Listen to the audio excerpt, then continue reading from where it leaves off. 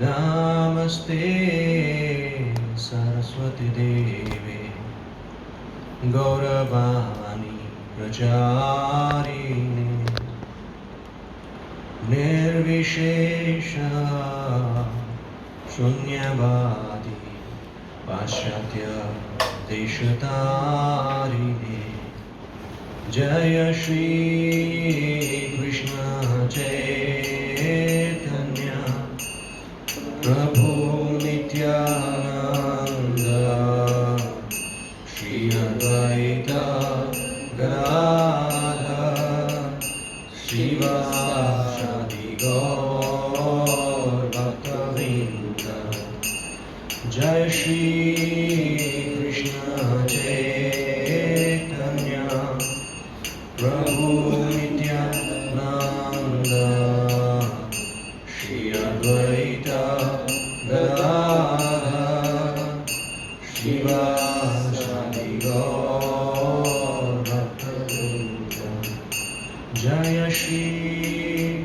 Krishna Chaitanya Prabhu Nityananda Shri Advaita Gadadhar Srivasadi Gaur Bhaktavinda Hare Krishna Krishna Krishna Hare Hare Hare Ram Ram Ram Hare Hare Hare Krishna Krishna Krishna Hare Hare Hare Ram Ram Ram Hare Hare Hare Krishna Krishna Krishna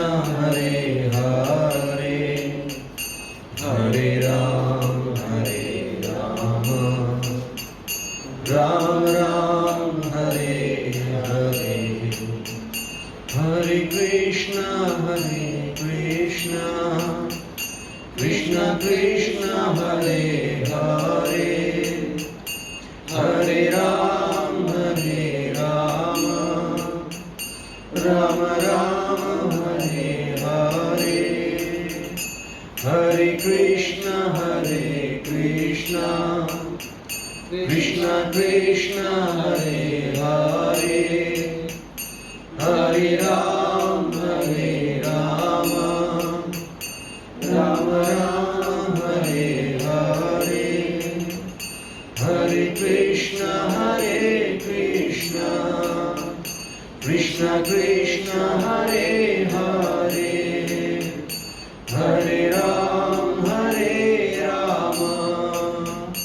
Ram Ram Hare Hare Hare Krishna Krishna Krishna Hare Hare Hare Ram Ram Ram Hare Hare Hare Krishna Krishna Krishna Hare Hare Hare Ram Ram Ram Hare Hare Hare Krishna Krishna Krishna Hare Hare Hare Ram Ram Ram Hare Hare Hare Krishna Krishna Krishna Hare Hare Hare Ram Ram Ram Hare Hare Hare Krishna Krishna Krishna Hare Hare Hare Ram Ram Ram Hare Hare Hare Krishna Krishna Krishna Hare Hare Hare Ram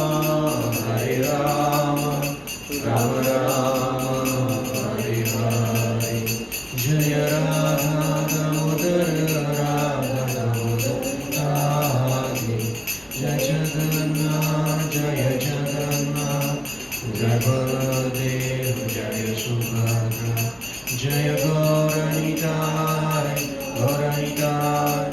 Gauranitai Jai, Gauranitai Jai Jai Prabhupada, Prabhupada, Prabhupada Jai Jai, Prabhupada Jai Jai Gurudev, Gurudev, Gurudev Jai Jai Gurudev. Harinam Sankirtan Yagya ki Jai, Shri Prabhupada ki Jai, Anantapur Rameshwar Giridhari ki Jai. Om Namo Bhagavate Vasudevaya. Om Namo Bhagavate Vasudevaya.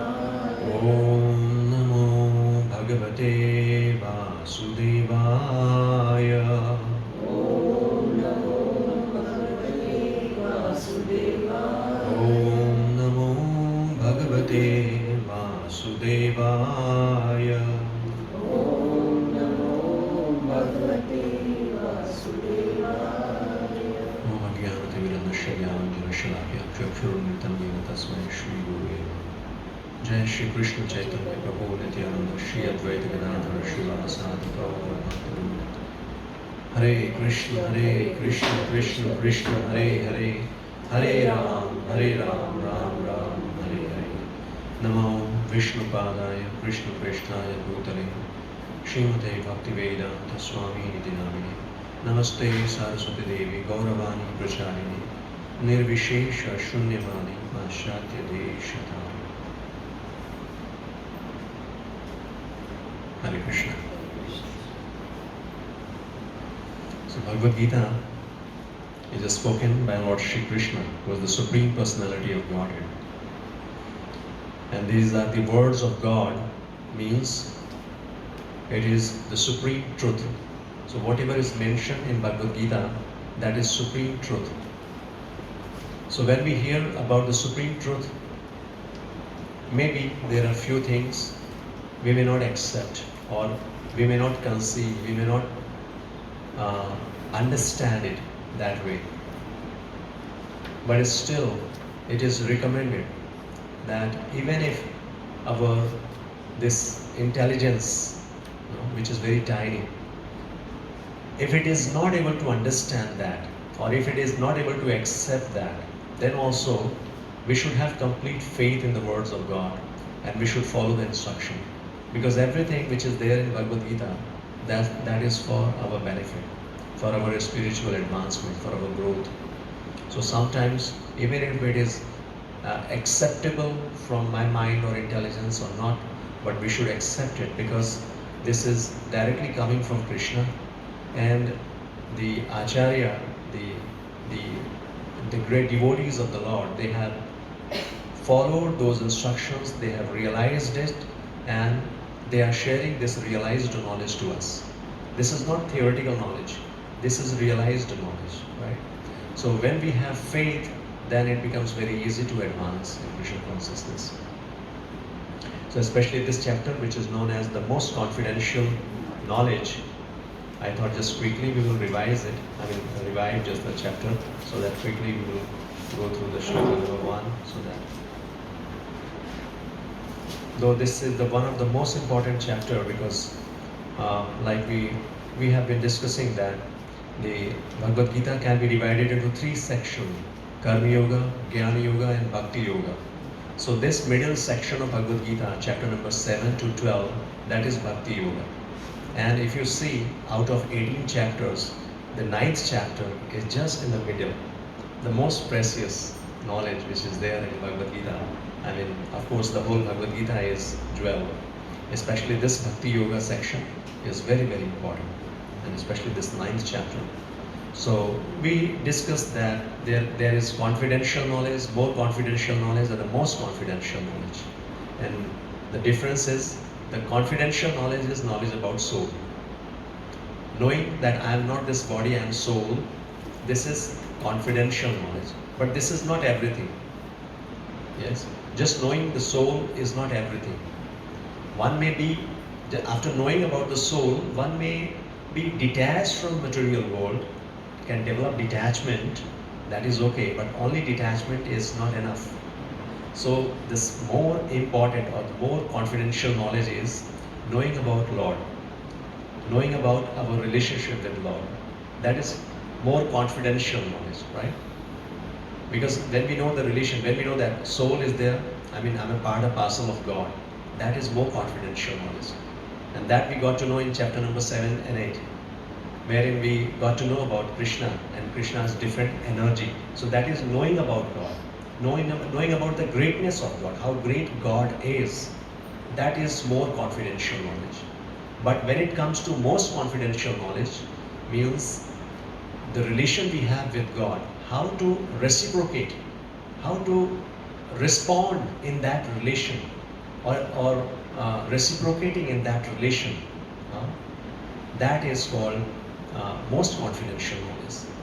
So we have loving relationship with Krishna, and when we reciprocate or when we love Krishna, uh, and this bhakti yoga means loving Krishna. This is expression of love. Whatever activities we do in bhakti yoga, that is expression of love to Krishna. And that's why it is called the most confidential knowledge. Devotion to Krishna, that is called bhakti yoga, that is called most confidential knowledge. And Krishna, he said that who can receive this knowledge?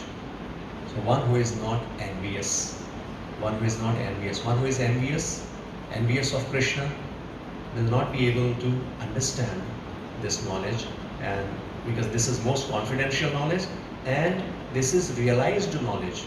As I said, this is not just theoretical knowledge.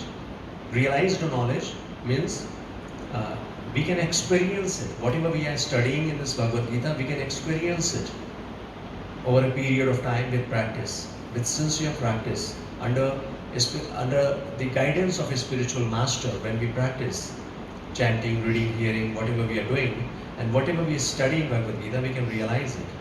And how to get this knowledge? What is the process to get this knowledge? So the process is to receive it from realized person. We cannot get it from some mental speculators, or like we see so many people writing commentary on Bhagavad Gita.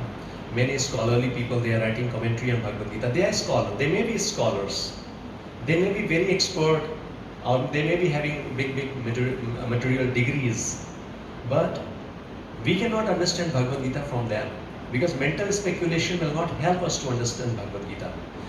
The same shlokas or the same meaning, translation can be used like mental speculators, what they do, just to fit in their day-to-day life, or maybe some other meaning, something.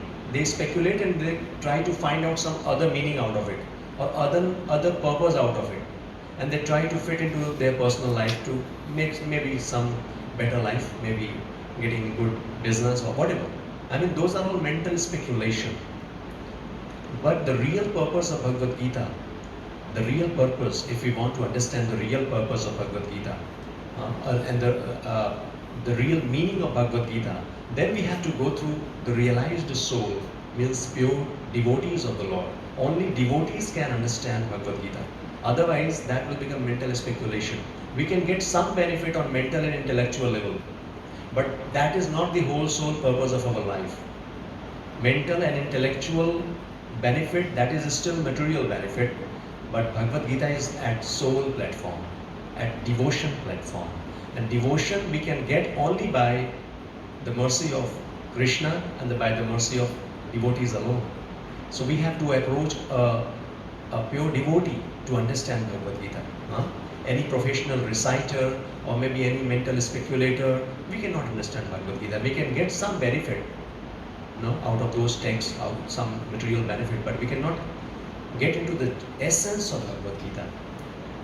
And also we discuss about the different characteristics, the qualities of this particular knowledge. Krishna says this is Raj Vidya, the king of education, and the most secret of all secrets.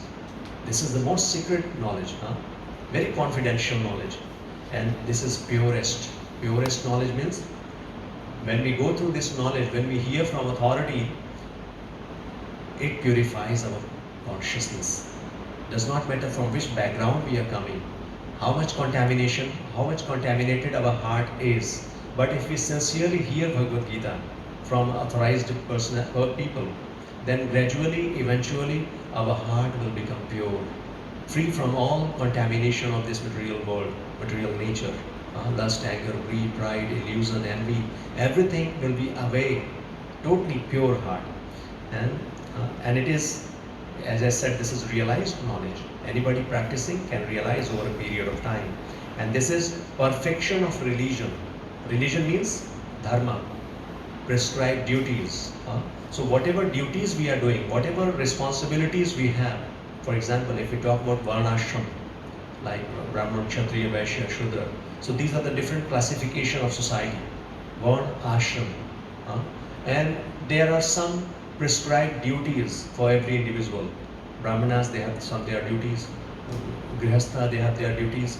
So all these different responsibilities, duties, that is called dharma, swadharma. And why to follow these rules and regulations? Why to follow religious principles, activities? What is the goal? The perfection of religion, a perfection of following all these rules and regulations, that is samsiddhir haritoshanam, pleasing the Lord. Either you are Brahmana, Kshatriya, Vaishya, Sudra, and whatever responsibilities, whatever duties you have, the duty is to please the Lord, to serve the Lord. That is the ultimate perfection. Sarvai pumsam paro dharmo yato bhaktir adhokshaje. What is the topmost business of human beings? We may have so many business, we may have so many responsibilities, but the ultimate business, as per Srimad Bhagavatam, is serving the Lord. Because when Lord is satisfied, when Lord is happy, then we will become happy.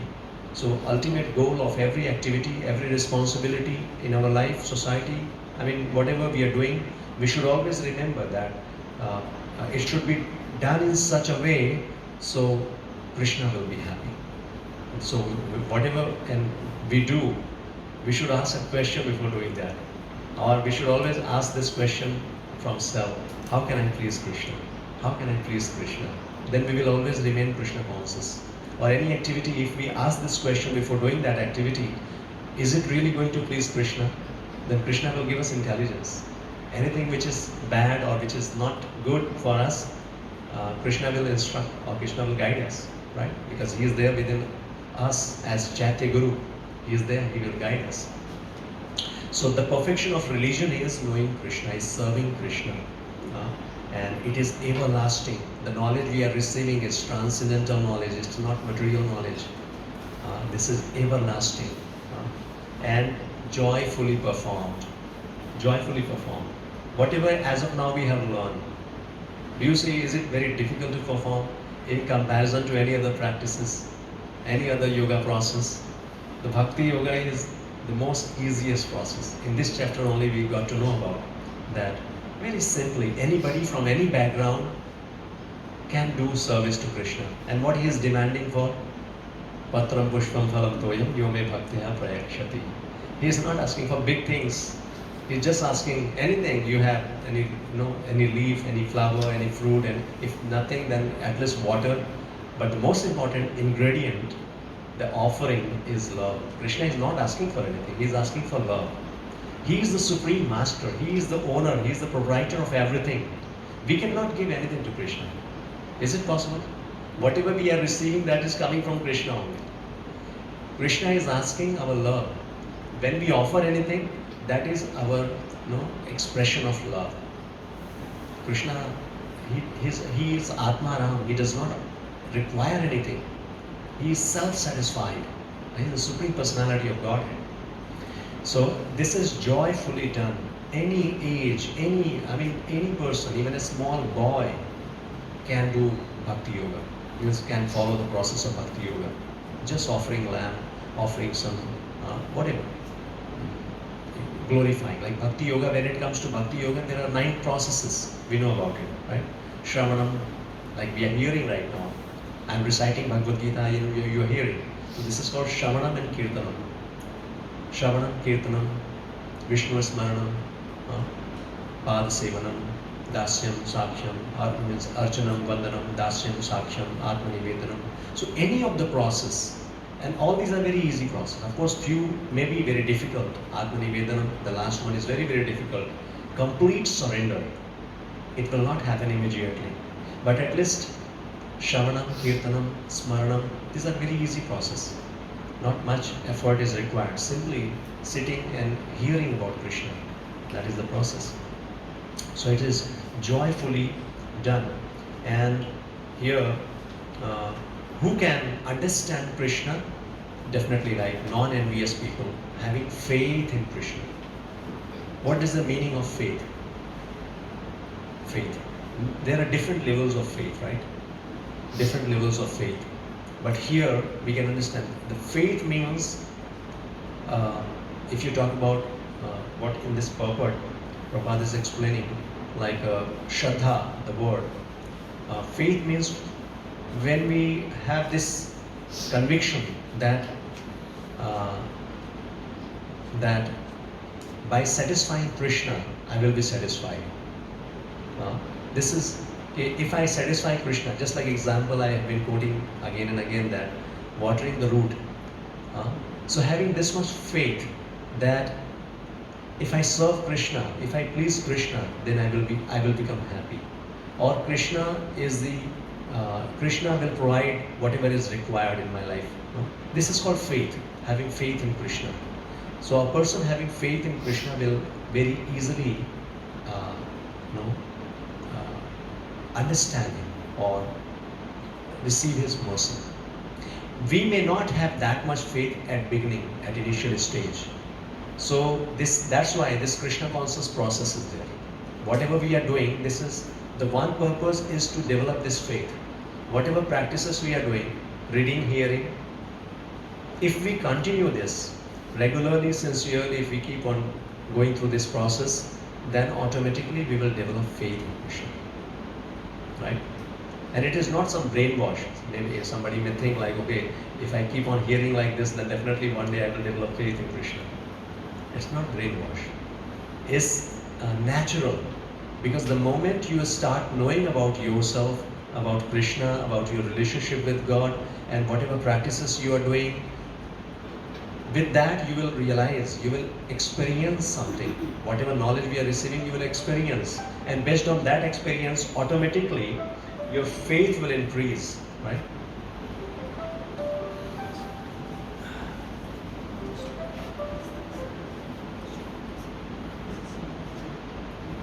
So faith is the beginning of success. Any field, anywhere, if we want to grow, then we need faith. And one who does not have faith in Krishna, not having faith in the knowledge, Krishna is saying, Aprapimam nivartante mrityu samsar vartmani. One who is not having faith in the teachings of Bhagavad Gita, he will keep on coming in this material world again and again. Mrityu samsar vartmani. Again and again, birth, death, old age, disease, this will go on. And then Krishna is speaking about his he is speaking about this material world, how this material world is manifesting, how Krishna is involved in this material world. So many shlokas, especially. So he's saying, by me, in my unmanifested form, this entire universe is pervaded. All beings are in me, but I am not in them. So we have discussed this, that Krishna, he is the source of all these manifestations. Point number one, we should know that. Krishna is the source of all these cosmic, not only cosmic manifestations, either spiritual world or material world. He is the source of this manifestation. And Krishna is saying that the entire universe is pervaded. So we can see Krishna in different aspects. One is the person form, personality. Krishna has personality.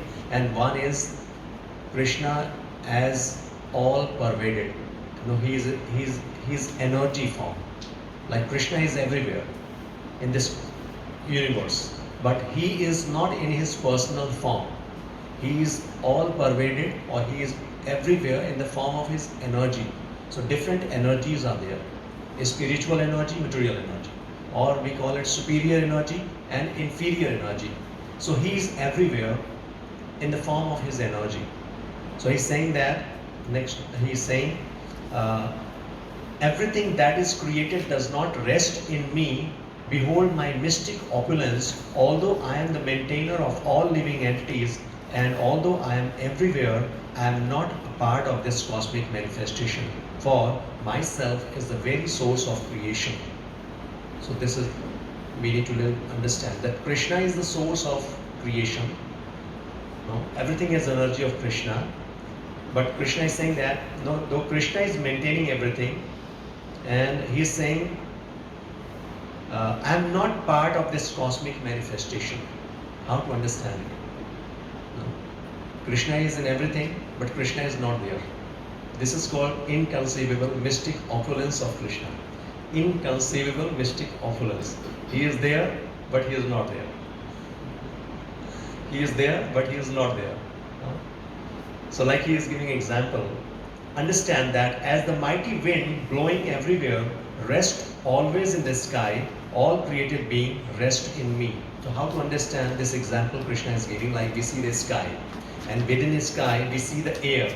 So air is within the sky, but the sky is not affected by the air. Air, by the movement of air, rest everything is moving, right? But the sky is not affected by the air. Getting this point? This example, is it easy to understand? So Krishna we can compare like a sky. And the air, that we can say the energy, the material nature, we can say like that, air. So though the material nature is, or the air is within a sky, the material nature is working under the direction of Krishna, but Krishna is not affected by that nature. Krishna has his own individuality or his own existence. The point over here is why Krishna is speaking like this. Understand, many people have this misconception that Krishna expanded himself in different energies, like we know universal form. Krishna is everywhere, means Krishna has expanded. So the misconception is, because when Krishna expanded himself, so he lost his own personal existence. No? Krishna has not any personal form, because Krishna is energy, because Krishna is spreaded everywhere. Krishna is in everything. So this is the point we have to understand, that Krishna has his own personal existence always there. Just like we can see another example, that is of sun. Sun is there, and the energy of the sun is sunlight. Sunlight is spreaded everywhere. So can we say that sun does not exist because sun has spreaded everywhere? Sun is sun and sunlight is sunlight, right? So similarly, Krishna and Krishna's energy, so that is always there. That is always there. So Krishna and Krishna's energy cannot affect Krishna. Or I'll give you another very easy example.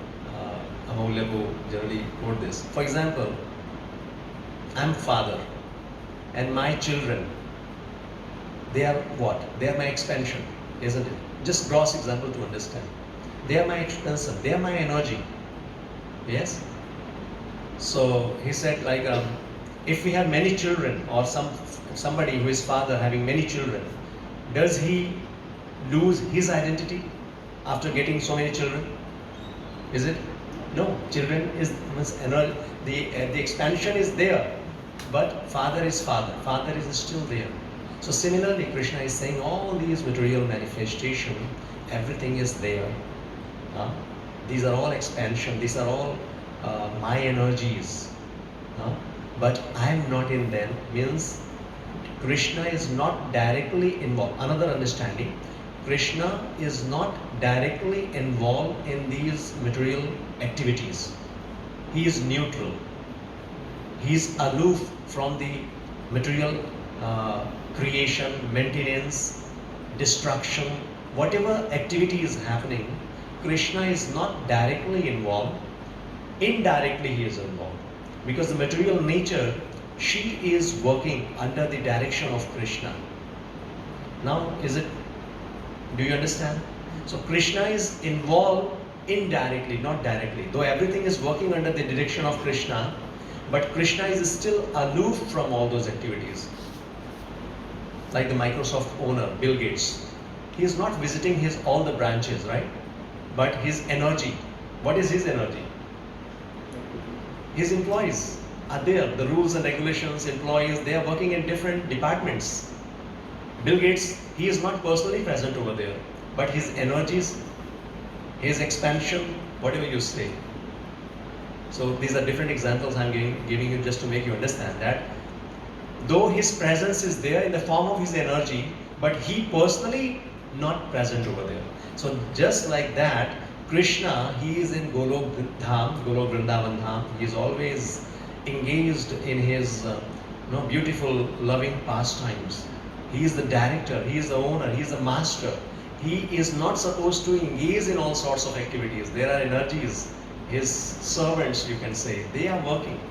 The master is not supposed to get engaged in all sorts of activities. And sometimes even one misconception, or have you seen Atlas?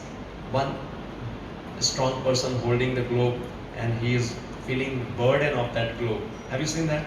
That picture. What does it show? That see, the God is holding the burden of the whole creation. He is feeling so burdened, overburdened. But Krishna is not like that. Krishna is just enjoying, just playing flute. Just by his will, everything is going on. God is not like that. He is, because he is maintaining, he is creating, and he is involved in so many cosmic activities, and because of that, he must be very much burdened, much busy, not having time, very much depressed. Not like that. Everything is happening by his will. This is the power of Krishna. So he is not directly involved in all these activities. So, O Dhananjaya, all these work cannot bind me. I am ever detached from all these material activities, seated as though neutral. So the same thing Krishna is saying, I am neutral. I am not involved on these material cosmic activities. So he is not involved means directly he is not involved. So on the same he is saying that this material nature, which is one of my energies, is working under my direction, O son of Kunti, producing all moving and non-moving beings. Under its rule, this manifestation is created and annihilated again and again. Clear now?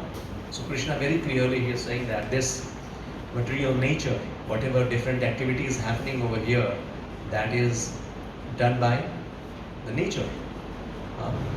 But even thinking that everything automatically happening in nature, nobody is responsible for that, that is also wrong conception.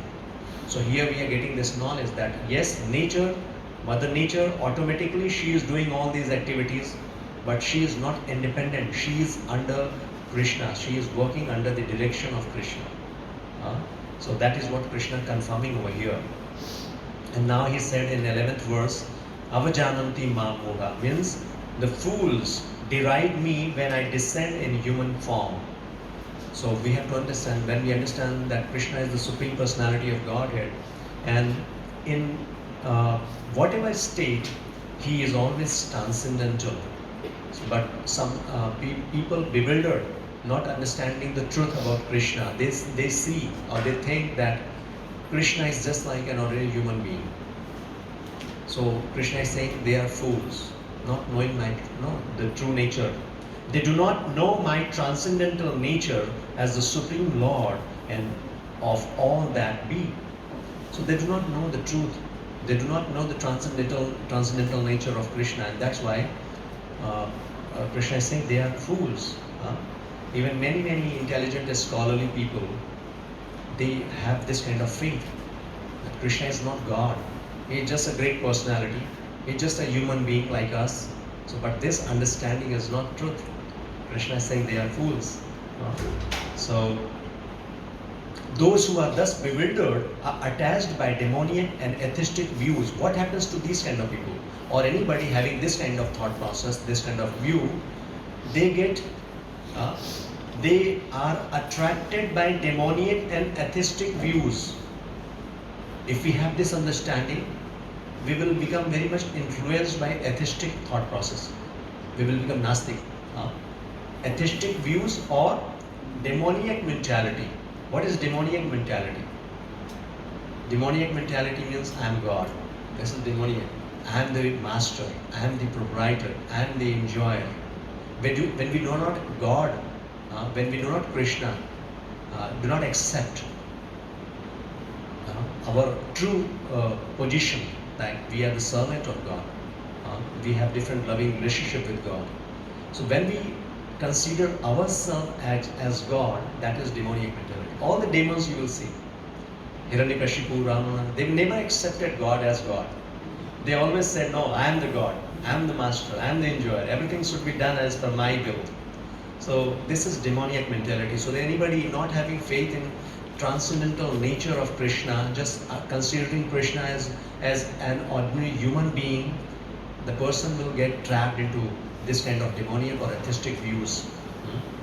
So in that deluded condition, their hopes for liberation, their fruitive activities, and their culture of knowledge are all defeated.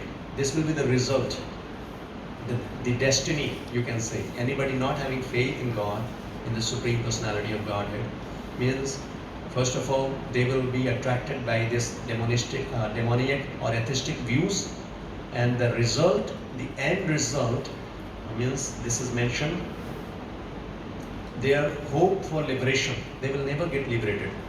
They will never be free from the cycle of birth, death, old age, disease. Their fruitive activities, they will not succeed. Like we see all these big personalities, demons. They were very powerful, very knowledgeable, all sorts of opulences. If you talk about Hiranyakashipu, Ravana, they all had. But finally what happened? They were destroyed, finished. Not only that example, even if you talk about modern dictators, they were having so much power. But you see the same story, everyone, they were destroyed, finished.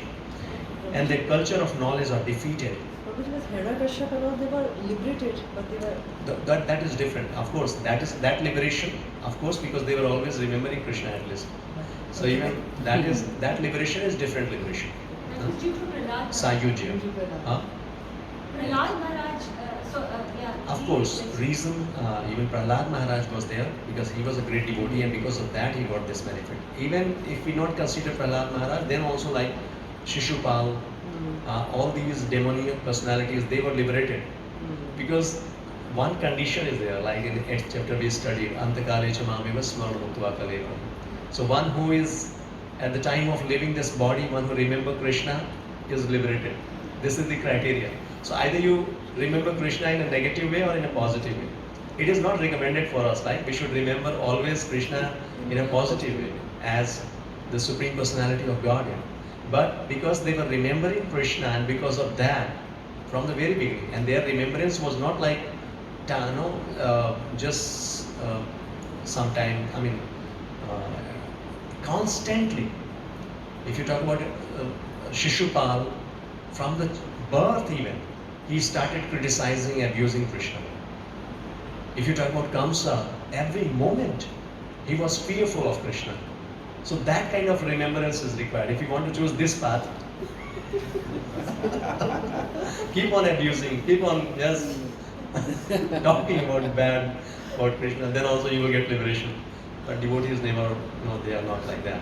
So yes, means ultimately they will be defeated. Doesn't matter how much power, position, name, fame, money, whatever they have, if do not accept Krishna, do not accept God, ultimately Krishna comes in the form of death,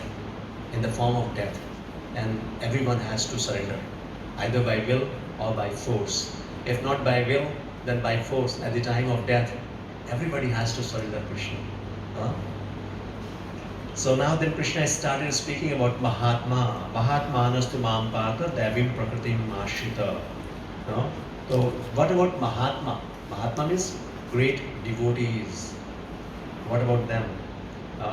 So, O son of Partha, those who are not deluded, the great souls are under the protection of the divine nature.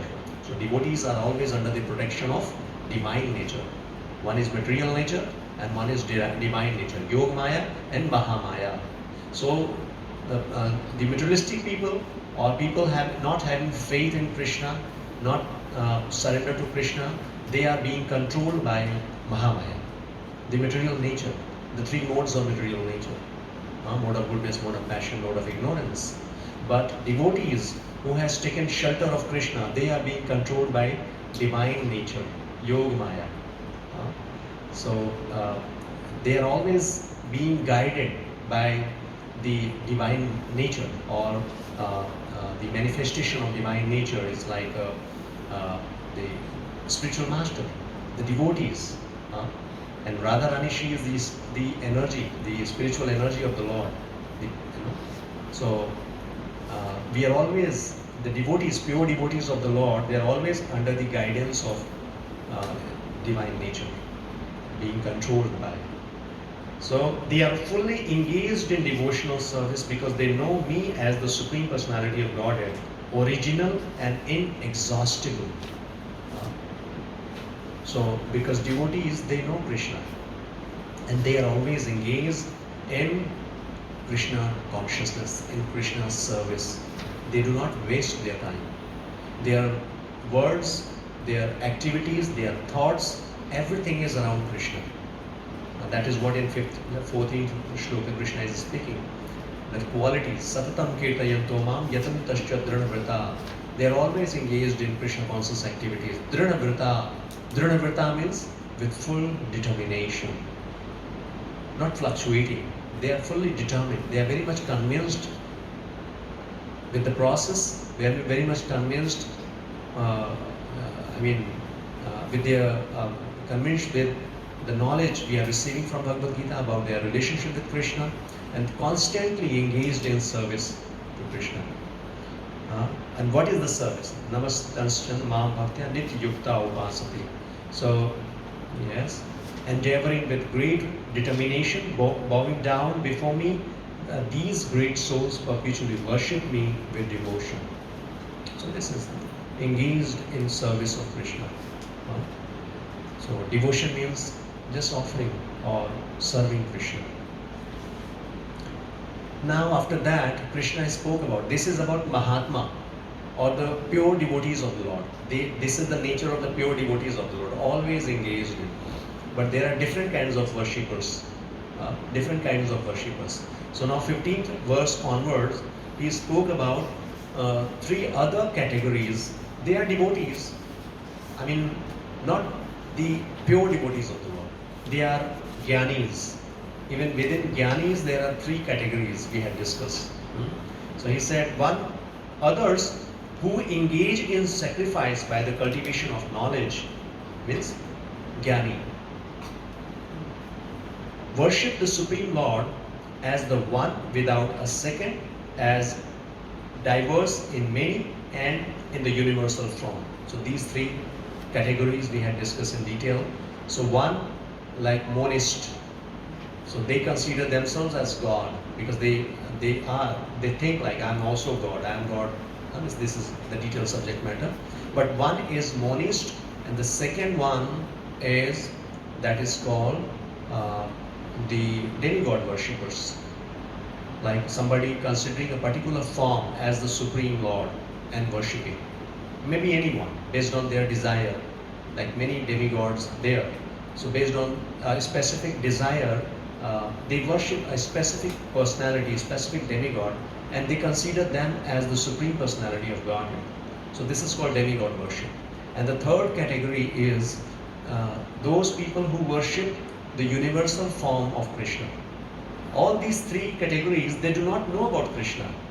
Without knowing, unknowingly, whatever process they are, or whatever approach they are taking, or whatever, to whomsoever they are worshipping, either themselves or demigods or universal form, just they consider that is the ultimate. They consider them as the ultimate. No one is superior than that. So the universal form, we know, like these people, they worship all the different elements in this universe. They consider God as all these different material elements because they cannot perceive the spiritual aspect of Krishna, and that's why they try to relate everything in this material world as Krishna, as God. right? So when it comes to universal form means they see Krishna everywhere. Means they see that, okay, like parents or all these different material elements, everything is Krishna only, everything is God only.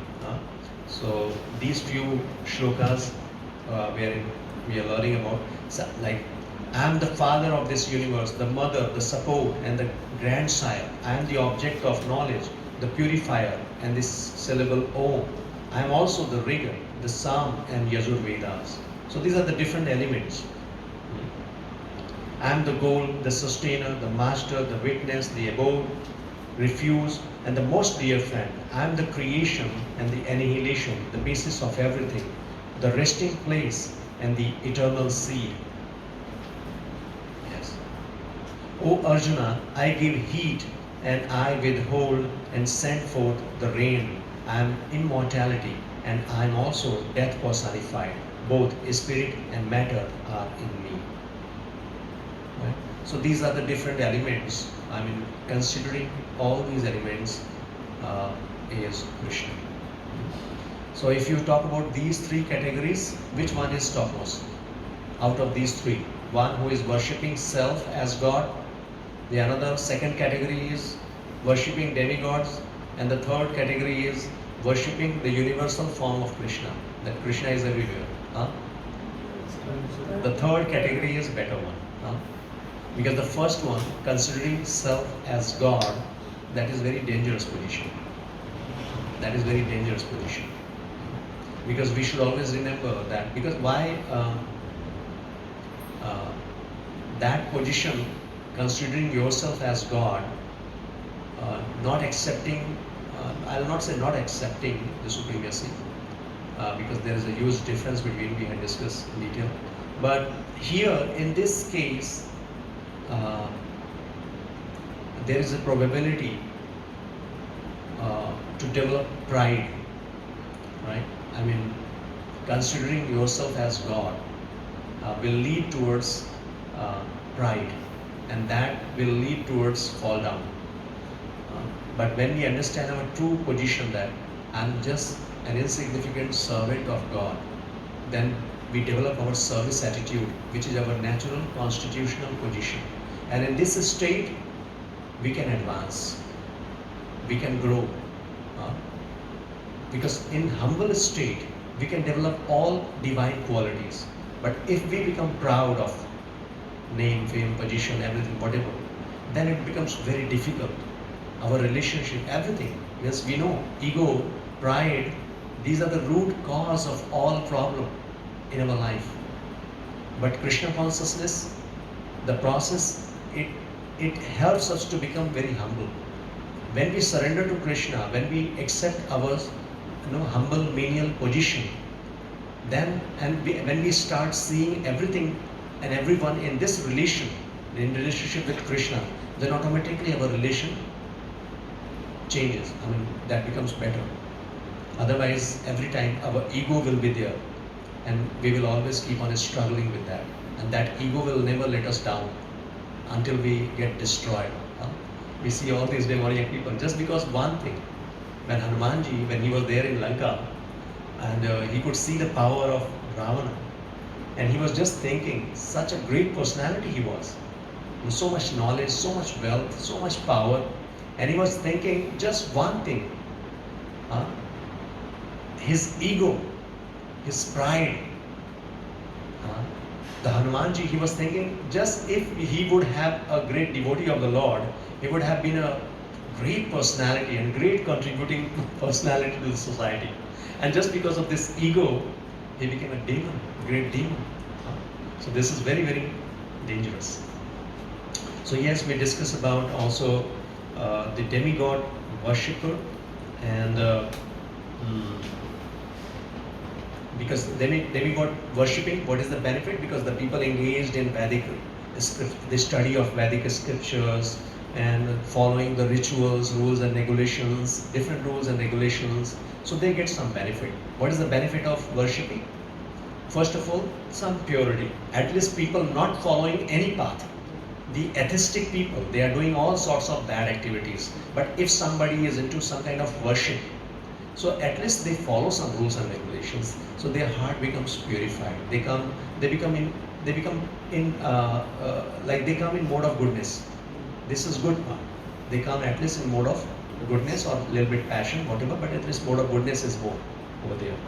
And because of their pious activity, they go to heavenly planets and they enjoy there. Lots of enjoyment, material enjoyment in there, like he have mentioned. They drink the soma juice. It's a very special kind of beverage which is there in heavenly planets. So they go there and they enjoy their heavenly planets, worship. So and these the demigod worshippers indirectly they are worshipping Krishna, because all these demigods they are part and parcel of Krishna. So indirectly they are worshipping Krishna. That is not direct worship. So we have discussed all these things in detail. So they, because of their pious activity, they go to heavenly planet. But what is the drawback of this? Because that is temporary. After the account of the pious activities over, they come back to this world again.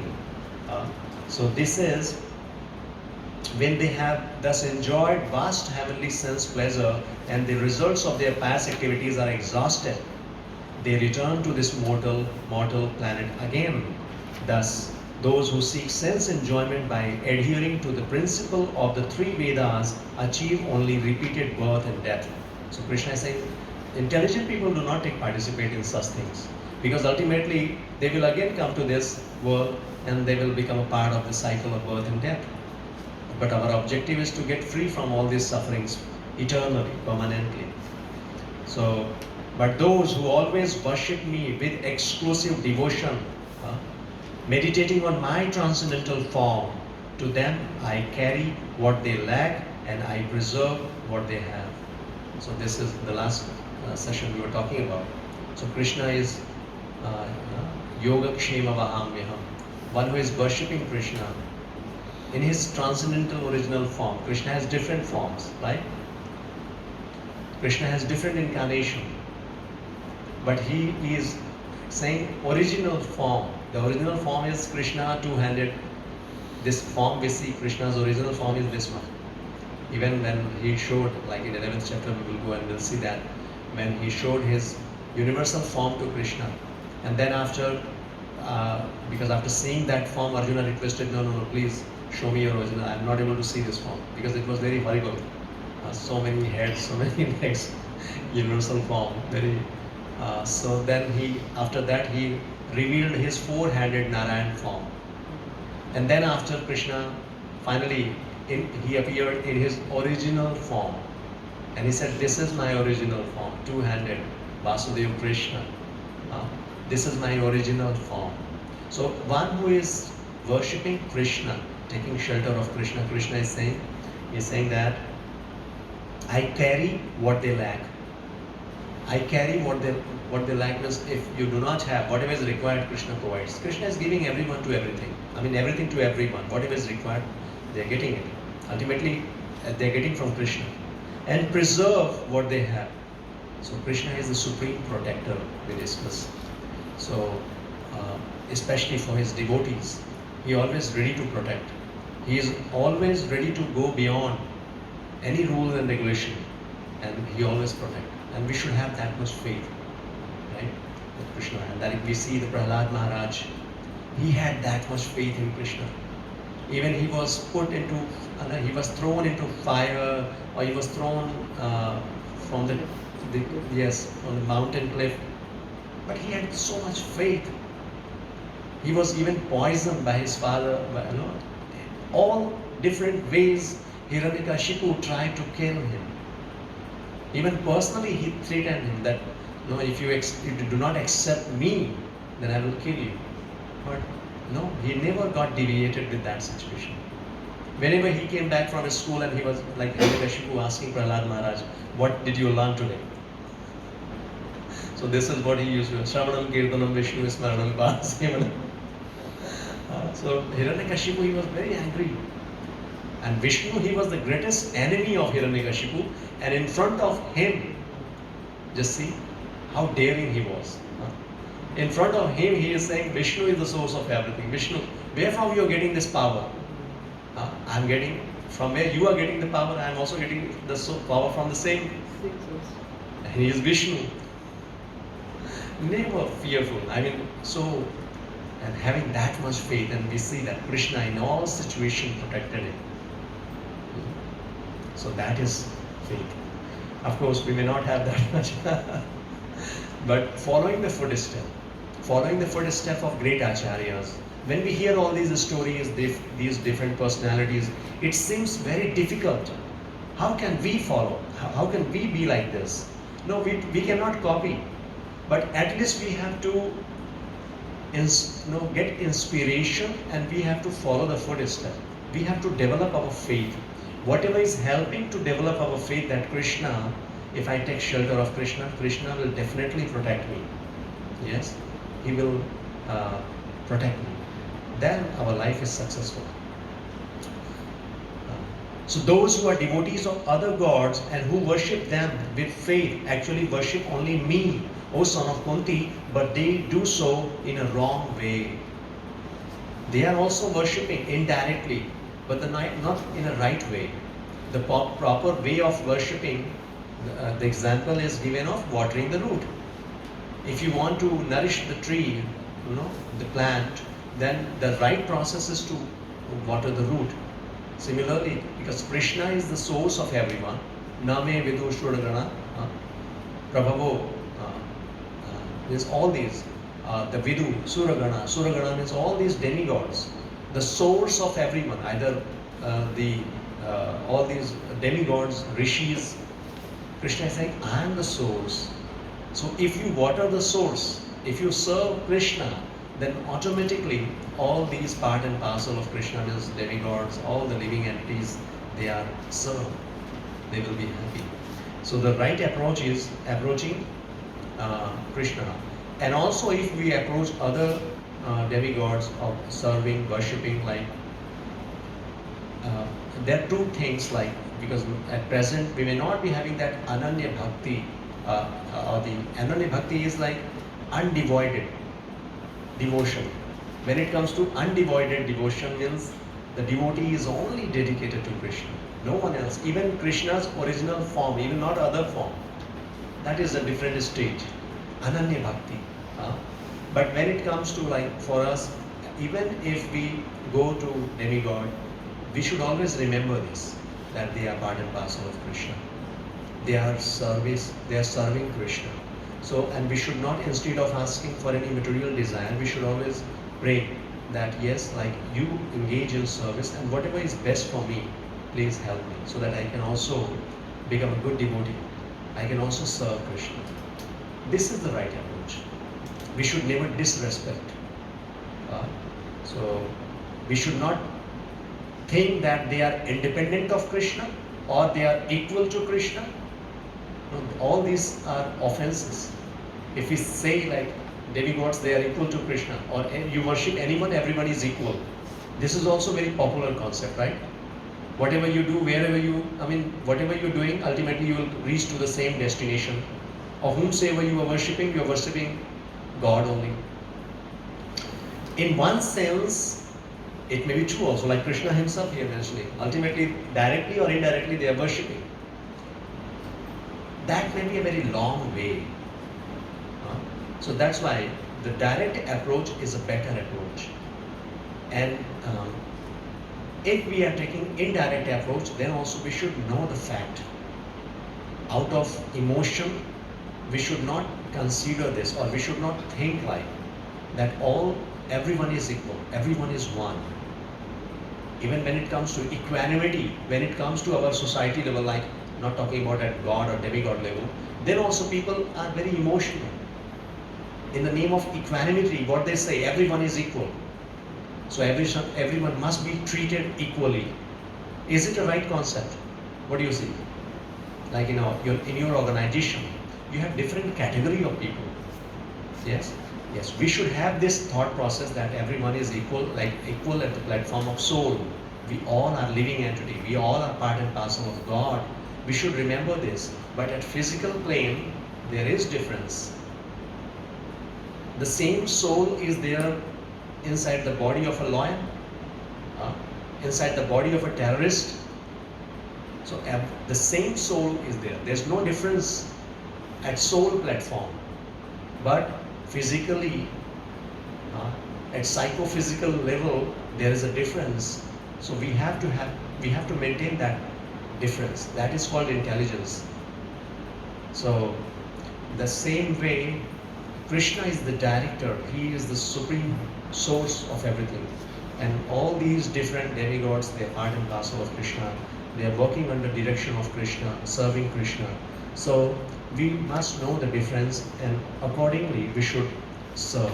So verse number 25, he said, Yanti Devavrata Devan Prityanti Pritavata. Very clearly Krishna is saying that those who worship the demigods will take birth among the demigods. Those who worship the ancestors go to the ancestors. Those who worship ghosts and spirits will take birth among such beings. And those who worship me will live with me. So the destination and this worship, the process and destination is very, very clearly stated over here. No doubt at all. So whomsoever we are worshipping, whatever kind of desire we have, then definitely we will go to that place. And whenever we do this kind of comparison, we have to understand it's not to criticize. It is to understand the truth and understand our current situation, position, and we should think how how I can advance. Right? Like in the beginning I was saying that knowledge, what does it mean? When we receive knowledge, the first thing, we should be very much open, broad-minded. That's what the process to receive knowledge. When we approach a guru, a teacher, then the process is surrender. Tad vidhi pranipatena pariprashnena sevaya. So first we surrender, then we inquire with submissive attitude, inquiry, to understand the subject matter, not challenging attitude. Then whatever knowledge we receive, like in the beginning I said, that when we receive knowledge, it's not necessary that every time whatever we are hearing, that will be according to my desire or according to my opinion. There will be so many things we may not be able to accept. But still, I said, because these are the words of Krishna, and if we accept it and practice it, then it will be beneficial for us. Right? So whatever teaching is there, we don't have to be emotionally attached with anything. Attachment means like just not advancing, not growing. Whatever stage I am, or another way I can say, like sometimes when we approach or when we try to receive knowledge, the approach is whatever I like I will receive it, whatever I do not like I will reject it, or accepting the knowledge as per your convenience. Accepting the knowledge as per your convenience. I remember one small story. There was a doctor. He was giving some demonstration, and he took the two, maybe some 2 pots, glass pots, and water inside. And he was addressing a group of alcoholics, drinkers. They were there, and he was just, instead of speaking, he thought, let me demonstrate it, and they will understand. So he took some earth bomb, and in one glass, it was pure water. So he put earth bomb in that water, and in another glass, there was alcohol, and he puts few earth bombs in that alcohol. And very soon, now everyone could see that the earth bomb within water, that started swimming. I mean, it was very alive, very much alive, and it started swimming. And the earth bomb within alcohol, they got died. Yes. Then doctor asked, yes, anyone would like to share your realization? What is your understanding? So one alcoholist, he just stood up and he said, now I got the essence. So if you will drink, then all the bacteria within your stomach will die. So like that. So, and the doctor, he wanted something else to explain, right? He wanted to demonstrate something else, that if you drink, then you are spoiling your life. You will die. But he took in a different way.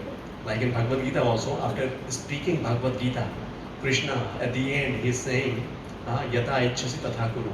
So somebody, after reading Bhagavad Gita, somebody asked, what did you understood? He said, Krishna said, whatever you want, do it. So that is what, just, so this is the whole crux of Bhagavad Gita. Whatever you want, just do it. So we don't have to be like that. I'd like to share one thing here. Recently I was in Singapore, I was returning from, duty. And then, we were not operating group, we were just coming back as passengers after training. So my colleagues were there, okay, you're not drinking anyway, you don't drink, you don't buy alcohol also, let me buy it. Let me use your passport, because against your passport I can buy something. I said, no, you also went to Bhagavad Gita, you also went to this course. Don't you know, because this is not allowed. I said, this we don't propagate, we don't practice this. Oh no, Krishna says free will. Krishna says free will. Free will. How to exercise the free will? I said, that's what I said, yes, he's telling you to exercise your free will to not do these things. Yes, that's what I'm saying. I mean, so that's why regular hearing is very much required, because if we take just one part of the education, it can mislead us. And many people even they do joke out of those many shlokas. I heard many even, like in 15th chapter, Sarvasya Chaham Hridi Sannivishto, and somebody just translated. Krishna is saying that, no, Krishna, Sarvasya Chaham. Chaham is chai. One should drink tea. Krishna likes tea. So, like that. Tadami buddhi yogam tam. Somebody converted it. No, if you want to raise your intelligence, then you should drink milk with badam. Badami buddhi yogam tam. So, like that. Anyway, so these are all jokes. But yes, misinterpretation is very, very easy. That's why it is recommended. And that's why I see so many scholarly people, they are giving commentary on Bhagavad Gita, and they are just giving their own thought process. And if you go through that Bhagavad Gita, I'm telling you, if you have not read Bhagavad Gita as it is, or under the guidance of devotees, you will be misled. You will start thinking like that. So many speculators, they just speculate. Okay, like even Lord Ram, I got some statement, somebody saying that Lord Ram, because that time he was in jungle, so he must be eating meat. What was the solution then? So they, based on their mental speculation and research, they declared that Lord Ram, he was a meat eater. This kind of a statement. That's what I'm saying. And Prabhupada is recommending, never ever try to hear these mental speculators. Scripture means we have to hear it from devotees. Only you can understand from a devotee. Otherwise, all these mental speculators, influenced by material nature, influenced by some personal motives, they are given, even not a speak, but I got to know that many writers and their books are getting very popular. Especially they are writing about Ramayana and all these sorts of books, and they are being paid lots of money, lots of industrialists. Industrialists means those people who want to destroy our culture. Not only today, this is from the very beginning it is happening. Why our youngsters losing faith in our Vedic culture? Because conspiracy is there. Very strategically people are engaged in such activities. Like at the time of Britishers, the Lord Macaulay, what was his study? If you go through the study report of Lord Macaulay, he could see at that time the culture was so strong. He said, after doing research, in his report he is writing the Indian culture is so strong, it is very difficult to defeat them. No homes having lock at that time. Even I got to know, even my grandfather, he used to say that in his time, the lock was not required. So much honesty was there. The culture was very strong. People were having lots of faith in God. And he found out a way that if we want to destroy them, if we want to divide them, the only thing is to destroy their culture. and how to destroy their culture. He did lots of research work and he was succeeded in that. He said, let's introduce English education, and with this education we will change the whole culture. And with this English language, he introduced the Western culture in our society. And the way it was presented, people started hating our Vedic culture. No? And they're presented in such a way. These are all very degraded education. This is for old age. I mean, whatever you can say, modern people or maybe old age people like that. I mean, they started degrading this knowledge or mispresenting this knowledge, and that way now we see there are few parts which may look negative, few rituals which was not good, or we can say that because even the knowledge of Vedic scripture, there were people, we cannot deny this, people misused it. Like in the name of sacrifice, people started killing so many animals. So that was a bad practice. That is not the recommendation of scripture. Sacrifice is mentioned in scripture, but there is a process and there is a clear purpose behind that. And the purpose is the advancement of consciousness for the welfare of the society. But people misutilize that. Means the rule. And because of that, but ultimately we see the whole culture, the whole education now, the young people or even people are not interested in this kind of education. So what we were talking about, yes, that education, if we get through wrong source, then that will mislead us and that will lead towards destruction. And now we can see that. Any of the society, if we go through and if we announce Bhagavad Gita classes or spiritual classes, no, people will not take much interest. Very few people. Very few people. And so, yes. And now this is our greatest responsibility.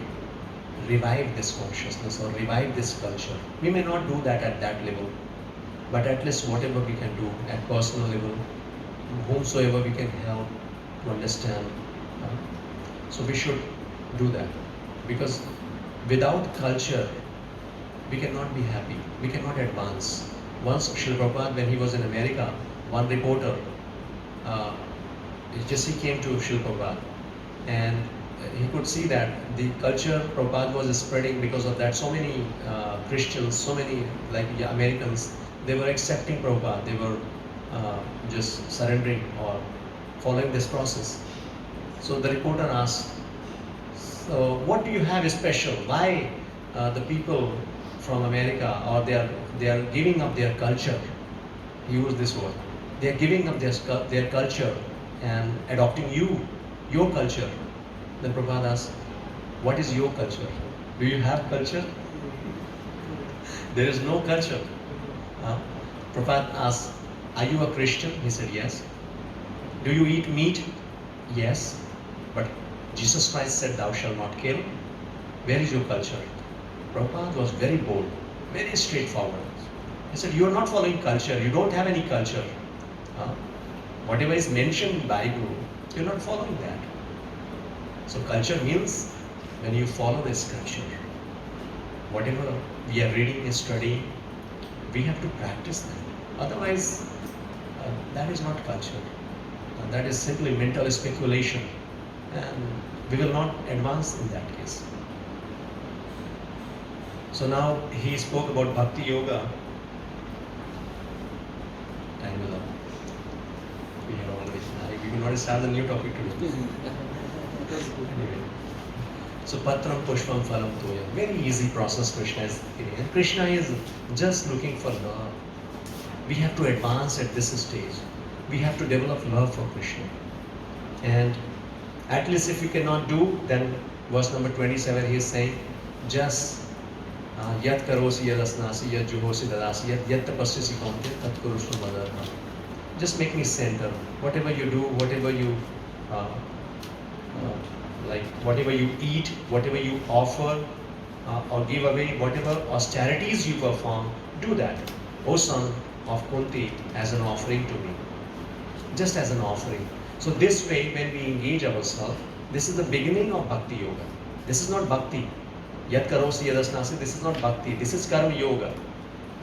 And little bit of Bhakti is there. This Karma Yoga, this will help us to advance in Bhakti.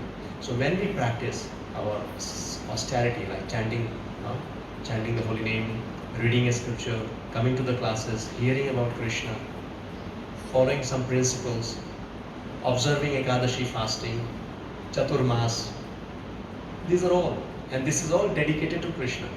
Whatever we are doing, that is dedicated to Krishna. For his pleasure we are doing this. So this is the beginning of our bhakti. And in this way, you will be freed from the bondage to work and its auspicious results. With your mind fixed on me and this principle of renunciation, you will be liberated and come to me. This is the result of Bhakti Yoga. Somebody who is engaging himself in Krishna's service, he will be liberated, free from all auspicious, inauspicious results, liberated, and come to me. Finally, he will come to Krishna. So, I envy no one, nor am I partial to anyone.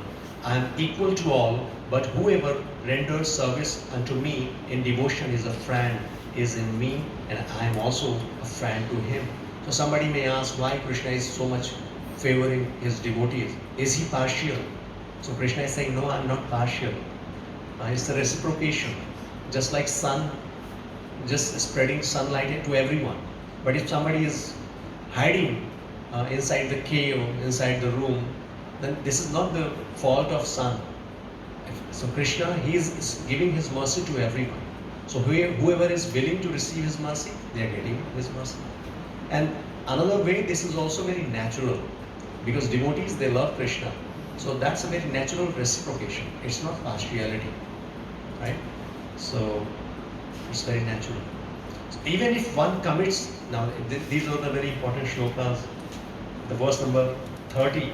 This was the first shloka I remember. I memorized. I was given this shloka to memorize in one of the skit in 2008, I believe. 2008. There was a small skit to be performed. I was part of that, and I was given this shloka to memorize, and I was not able to do that. Memorizing one shloka was very difficult. Then I thought, okay, I'll just recite the translation if I could not. I will try, but if I could not, then at least I will just recite the translation.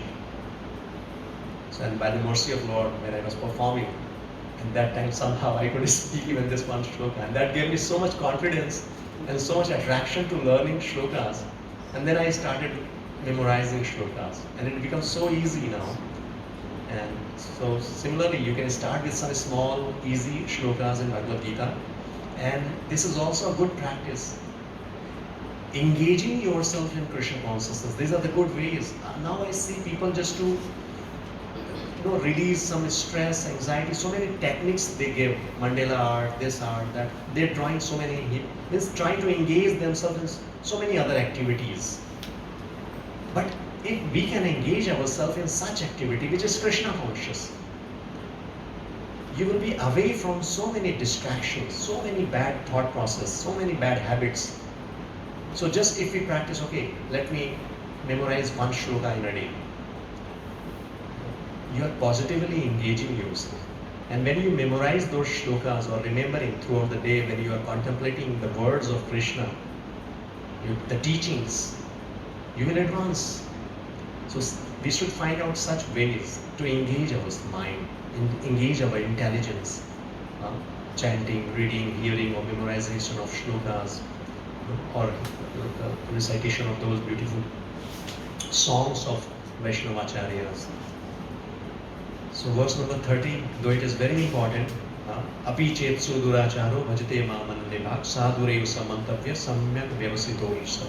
Even if one commits the most abominable action, Prabhupada is explaining what is most abominable action. So Krishna is saying, if he is engaged in devotional service, he is to be considered saintly because he is properly situated in his determination. Very, very important shloka. Even somebody is engaged in abominable action, but understand, abominable action means very dangerous, very costly activity. But condition is somebody who is engaged in devotional service. He is to be considered saintly because he is properly situated in his determination. Somebody, maybe some devotee, they are practicing devotional service for long. And Prabhupada is saying, some accidental fall down. Because of any reason, some accidental, not deliberate, accidental fall down happen. Then also, we should consider that person saintly, provided it is not repeating again and again. It's not that, now Krishna is not giving a free license that you can commit as many sin or you can get engaged in this kind of abominable action. Understand? Maybe one time, 2 times, 3 times. If some accidental fall down is there, then at least we should not criticize those devotees. If the person is constantly engaged in devotional service, his chanting, reading, hearing, association of devotees, this activity is going on. So this topic, again, lots of discussion is required, and this is why, because we must, we should know that, because one topic we are discussing in our Japa session, you remember, criticizing a devotee is very dangerous, very, very dangerous offense. Any devotee, first of all, we should avoid any kind of criticism. We should always look for good things. Instead of fault finding, we should not do that. But criticizing devotees is very, very dangerous as per scripture. Whatever we are doing, whatever devotional means, if we criticize devotees, it's like going back to our material activity. Means not going back, I will say, because Krishna has promised that whatever devotional service you're doing, that is never lost. The point is that will stop our spiritual progress. So one has to be very much aware of. When we speak about devotees, we should be very much aware of. And this is a very detailed subject. Sometime we will discuss about it. But here the point is, if somebody, due to some accidental fall down, so we should not immediately reject and criticize. We should give chance. But if we see that that person is committing offense again and again, then there is a process to get the person, maybe, to stop association of such kind of people, or there is a process. We will discuss sometimes. This is a very specific topic to discuss and understand. But devotees, they are very dear to Krishna. We should always remember, they are very dear to Krishna, and because of any drawback, maybe because of any previous sinful desire, because they are practicing devotion. We all are practicing devotees, right? And we are coming from the same background. We may have some impression of previous desires or previous habits. So based on that, we should not criticize. Even when it comes to criticism, when we go detail into about this topic, this is a very important topic. Like sometimes we see devotees eating a lot, right? We see, oh, he's a devotee, he's eating so much.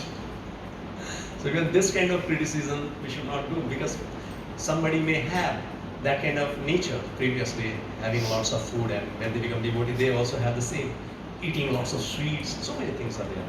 So I mean, based on, I'm just adding other points, based on caste, color, creed, we should not criticize devotee. We should not see devotees based on all these external measurement, external parameters. He is from that country, I am Indian, I am Brahmin, I am this, I am that. No, devotees are just devotees. So we should see devotees as devotee of the Lord, and we should give that respect. And at least the criticism, we should not do that. This is very dangerous. Even non-devotees, we should not criticize. We will understand the difference, what is criticism, what is feedback, and all these things we need to understand so that we can practice it. So I'll stop here. Maybe now these few shlokas, I have another 3-4 shlokas, but very, very important shlokas. Very, very important. Prabhuji, I read and I saw a video where some son was saying that there was a butcher, but he was really loved by the Lord because he was a great devotee. Though his work was not, he had to. Yes, that's that what was I'm his saying. occupation. He was really loved by Lord because he was a great devotee. Yes, that is what Krishna, because Krishna is, because these are all external. And Krishna does not see external, from which background you are coming, what knowledge you have, how much rich, how many opulences you have. Krishna does not see all these things. Krishna see our intention, our heart. No, even if I have memorized all the shlokas of all the Vedic scriptures, it will not please Krishna. Krishna is not impressed by all these things. Yes, as a loving service to Krishna, we should do all these things. But we must know that what attracts Krishna is our love, our devotion, dedication. So you rightly said, and so many examples. Yes.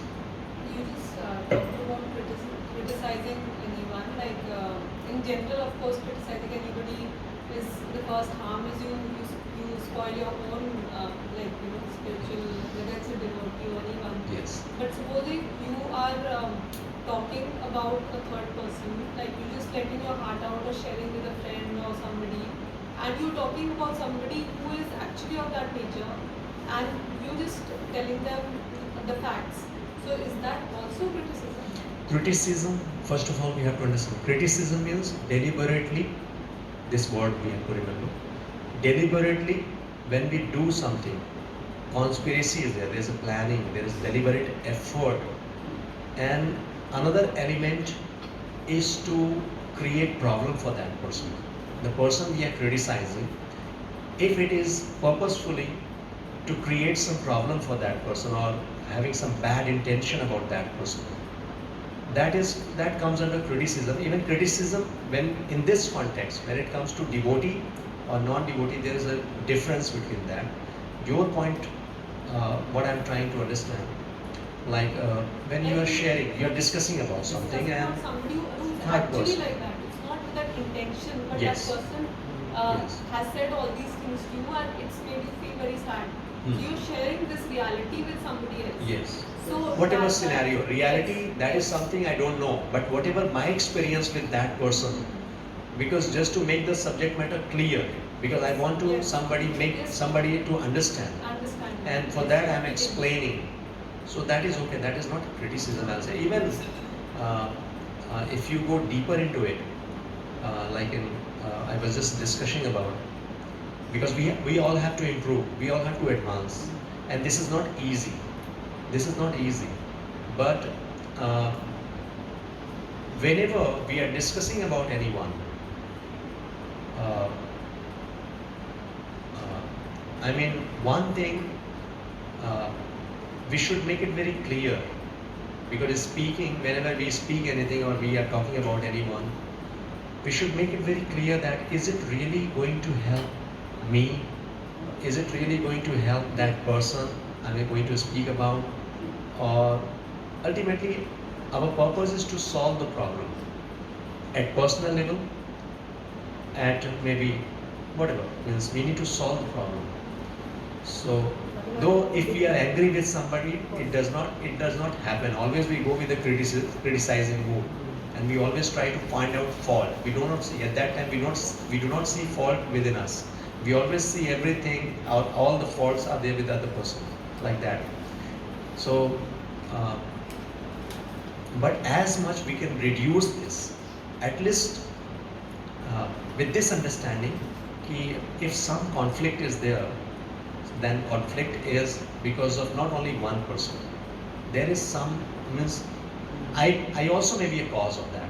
There's some fault maybe from my side, some fault maybe from other side. I mean, why I'm saying this? Because this kind of approach will help us personally to advance. Otherwise, criticism just seeing fault in others, it leads toward negativity, and we become just fault finder. But Prabhuji, like she had mentioned, but कभी-कभी ऐसी situations होती हैं, you're just stating a fact, like this person did this or whatever, Yes. which might not be too good, but you're just stating a fact. So stating the fact with this approach, this is called giving feedback with compassionate heart. Compassionate heart means whatever is truth, whatever you have realized, share that. But with this intention. Intention is not to do bad for it. So the intention is to Intention is to find out solution. Intention is to find out which can help both. Prabhuji, may I also add, Yes. because our perceptions constantly change Yes. about anybody, Yes. and also our understanding is not perfect. Yes. So with the limited understanding and the perceptions constantly changing, the best is to not discuss about anybody. So that can also fall under the category of gossip. It may, So this is my understanding. Why not just drop the discussion about other people? Yeah, this is advanced stage. Generally, when it comes to Vaishnavism, like devotees community, whatever, like it is suggested to us that whatever negative talks there, because ultimately either you are in devotion or not in devotion, negative talk, gossip, that spoils. It spoils the relation, it spoils the self-consciousness. So first of all, it is recommended that better to avoid, not to hear, not to speak. But again, situation, that's what I'm saying. That's what I'm saying, because this is very Because what we crucial. say, the other person will understand at a different level. So, No, it's her point is also good, because you cannot stop. Something is there, you will see that, or you will hear, right? But now we cannot stop hearing, we cannot stop seeing negative. But now how to respond that, how to take action, that is what we have to learn. So that is what I'm telling you, that even if we want to give feedback, or if we are talking something negative about that person, we should have a compassionate heart to pass that message. Number one is compassionate heart, and approaching a right person, authority, not everywhere. Otherwise it will become gossip. Approach the right person. Right person means who can really solve the problem. And you know that that person is not going to exploit you. And with a compassionate heart. Compassionate heart means maybe I may be wrong, or whatever he did, other person did, may be influenced with some situation. He may not be. Because in this situation, to practice this, at least we should remember or recollect some good qualities of that person. I should remember going past and find out some good qualities. He was not always like this, but he did like, which was not acceptable. But let me find out the reason, or let me find out some solution. I know he is not bad, but somehow he did it. So this is called like, if this kind of approach we have, we should always remember that our purpose of life is very, very high. We are growing, or we are trying to grow. We are raising our consciousness, and anything and everything, any behavior, which is disturbing my consciousness, we should be very much alert. Because all these small problems in material life, that will keep on coming and going. But ultimately, if I lose my consciousness, that is the biggest loss. Ultimately, I have to get out of this suffering permanently. Then always be focused on raising your consciousness towards Krishna consciousness. So all these small habits will help us. If I'm just engaged in criticizing or just, though it is very practical, the problem is there, then we have to solve. But we have to find out a Krishna conscious way to solve that problem, so that we can come out of that problem, and at the same time, we should not disturb our consciousness. And it requires lots of practice. It's not easy. I'm telling you, it's not easy. And that's why our regular practice is very much required. Every day our hearing some affirmation, Krishna conscious affirmation, all these knowledge we are getting, reading few shlokas, chanting the holy name. Again and again we stress upon it. This will give us strength. With the right mood, when we keep on chanting, that will give us a spiritual strength to practice these qualities. Otherwise it's very difficult. For me, just saying is easy. But for you, practicing will be very difficult. Somebody doing bad, to you. How can you think of good qualities? But this is required. Sit down for some time, start finding out some good qualities. Because everybody has some good qualities. Anybody in my life, definitely why he is in my life. Why? There must be a time when we had good relation. But there might be some time, situations wherein the person was very bad. But unfortunately, we just think of those bad times. We forget about those good times. Even if we do not accept the person, even if we do not want the person in our life, then also, at least for our personal growth, we should try to eliminate those bad thoughts. And that is only possible when we see the good qualities and we see the opportunities after that. Because of that bad situation, because of that bad person in my life, I got this wonderful opportunity. So this way we should try to replace those bad thoughts, negative thoughts. Otherwise that will keep us drowning into this negative consciousness. That will not help us to grow. And this is only possible when we just keep on remembering at the higher purpose of life.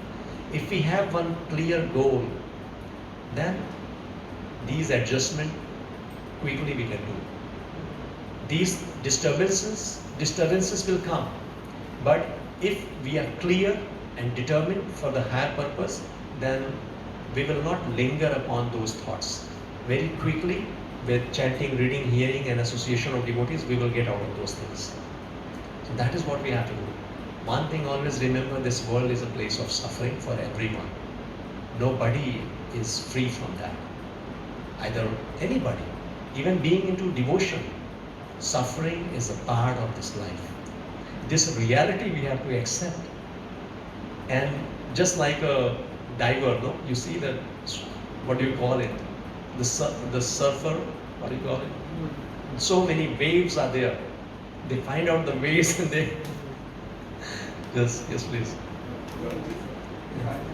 That was a beautiful explanation what you just said. Now, on a separate note, as a human being, if I am born into this world, I consider this world a beautiful creation of God. Yes. As part of the larger cosmic creation. Yes. So, and I say to myself, and possibly I believe that I should be very grateful for this, that I am born into this world. Yes. Then why do we hear again and again that this world is a suffering, and if we are born again into this world as if it's some punishment? Yes. So, there's a paradox. So, if I have to be grateful and view this world as a beautiful creation of the Lord, Yes. then why should we talk in terms of some kind of That's a very punishment nice that question. we are again reborn into this world? Yeah, that's a very nice question. Understand. See, first of all, yes, the first point you are saying that when we see from the eyes of God, nothing is bad. Everything has purpose. This material world, Lord has created, there is a purpose behind it. So when you see from the eyes of Lord, everything is good. We should always remember that. And this is the approach. If we see this world is beautiful, God has created, we should know the purpose, why He created, right? And at the same time, we should not ignore the reality. Otherwise, that will become illusion. If you ignore the reality, then that will become illusion. You are in a place of suffering, but just because you are meditating or you are contemplating that no, this is a beautiful place. But Krishna Himself, He is the creator, and He is saying this is Dukhalayam Ashashvatam.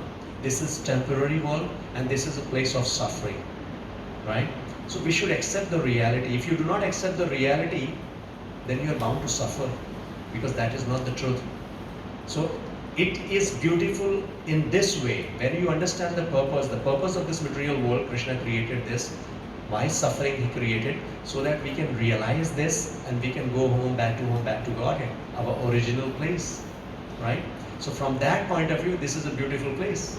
Even demigods, they hanker to take birth in this material world. You know why? From heavenly planets, they want to come to this mortal place, this earthly planets. Why? Because they are so much happy.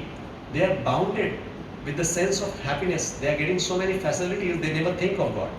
But here, when the people come here, they suffer. Or whatever reason, the suffering if that suffering is making you to think of Krishna, that is your biggest achievement. Because now you are preparing to go home, back to Godhead. Jail, you get facility, but that facility is not to stay back. That facility, along with punishment, is there. The purpose is not to stay back. So that you can understand that this is not the place to stay back. You have to go out. There is a better facility outside waiting for you. So yes, we should think that yes, it's a grace of God. God has given us all these facility, beautiful things, and let me utilize it so that I can revive my lost consciousness. Then that is the right approach. But ignoring the reality, this is illusion. Illusion. Because death we have to face. And if we just think, everything is fine, how long? How long? And as you said, I think if we just keep on feeling, if we find the world beautiful, fine, good. But the next birth we are not sure. That's what I'm saying. So we could just fall as some worm or some whatever. And that's why Prabhupada say that best use of the bad bargain. Somehow we came here, but let's make best use of it. Because based on the capacity, based on the credibility or the money you have in your account or in your pocket, you take a facility, like rented facility. This is a rented facility. Next, which facility we are going to get, we don't know about it. So at least we should live a Krishna conscious way of life, and that's what Krishna is saying, safe. You are safe. When you are following Krishna, you are safe. Even if you could not go to home, back to Godhead in this life, then also nothing to worry about. Even if you come to this world, or if you're taking birth again, very clear promise, Krishna is saying that you will go to heavenly planets, you will enjoy, and when you come to this place, earthly planet, then you will get birth either in a rich family or in a pious family. So no loss at all. But follow the principle. Follow Krishna. Alright. Thank you everyone. So, though we could not start the new shlokas, but it was a good discussion, I hope, right? Wonderful session. Wonderful session. Very nice. Thank you, Prabhuji. Thanks. Let's quickly do our PM.